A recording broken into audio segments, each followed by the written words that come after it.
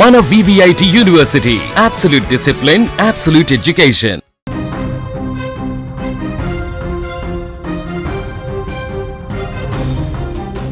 తమిళనాడులో మరొకసారి ఎన్నికల వాతావరణము కనిపిస్తుంది. ప్రస్తుతం అక్కడ ఎన్నికల కోలాహలం మొదలు కాబోతుంది. కొన్ని రోజుల క్రితమే తమిళనాడు అసెంబ్లీ ఎన్నికలు కొనసాగి అక్కడ టీవీకే విజయకేతనం ఎగరవేసినటువంటి సందర్భాన్ని మనం చూసాం.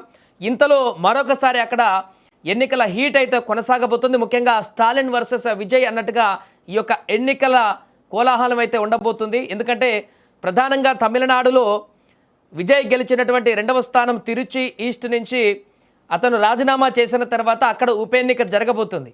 దాంతోపాటుగా అన్నాడీఎంకే నుంచి అక్కడ రాజీనామా చేసి నలుగురు వ్యక్తులు ఎవరైతే ఎమ్మెల్యే పదవులకు రాజీనామా చేశారో ముఖ్యమంత్రితో సహా ఆ మిగిలినటువంటి 4 స్థానాలు మొత్తం 5 స్థానాలలో ఇప్పుడు ఉప ఎన్నికలు జరగబోతున్నాయి. దీంతో ఈ 5 ఉప ఎన్నికలపైన 5 స్థానాలలో ఉప ఎన్నికలపైన తమిళ రాజకీయాలు ఆసక్తికరంగా మారాయి.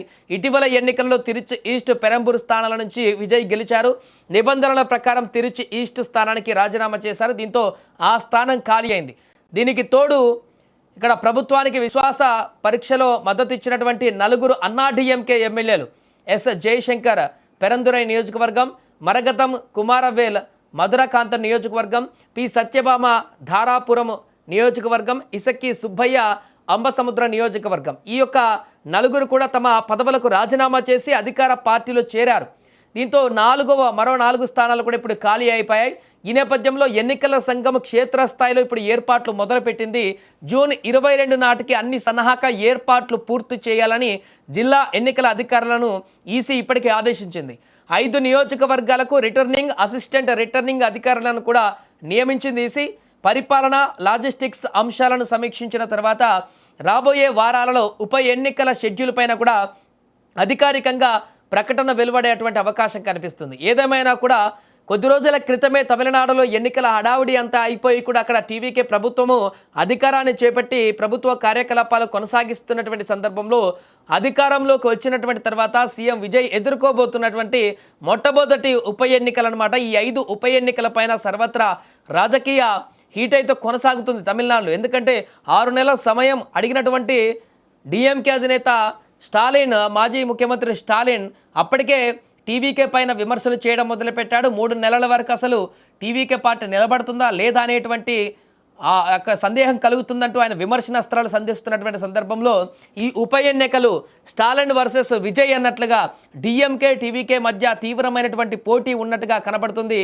మరి యొక్క పోరులో విజయ్ అధికారంలోకి వచ్చి ముఖ్యమంత్రిగా అతను బాధ్యతలు చేపడుతున్నటువంటి ఈ తరుణంలో తనకి 5 స్థానాల్లో 5 గెలిచి తన యొక్క ప్రభావాన్ని కాపాడుకుంటాడా, లేక డిఎంకే స్టాలిన్ నేతృత్వంలోని డిఎంకే పార్టీ బలమైనటువంటి ఒక సందేశాన్ని ఈ ఉప ఎన్నికల ద్వారా ఏమైనా కనబరిచేటువంటి అవకాశం ఉందా, ఈ ఉప ఎన్నికల్లో ఎవరు గెలుస్తారు అనేటువంటి ఒక ప్రశ్న అయితే ఉత్పన్నమవుతుంది. ఇప్పటికే తిరుచి ఈస్ట్ నుంచి రాఘవ లారెన్స్ కూడా నిలబడబోతున్నాడు అనేటువంటి ఒక వార్తలు కూడా అక్కడ ప్రచారంలో ఉన్నాయి.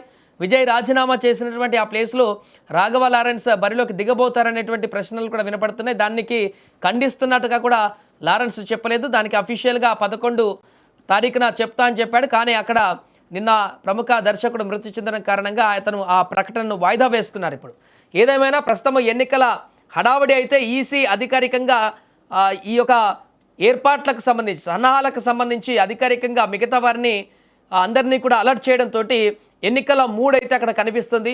మరి ఈ ఎన్నికల్లో ఎవరు గెలుస్తారు?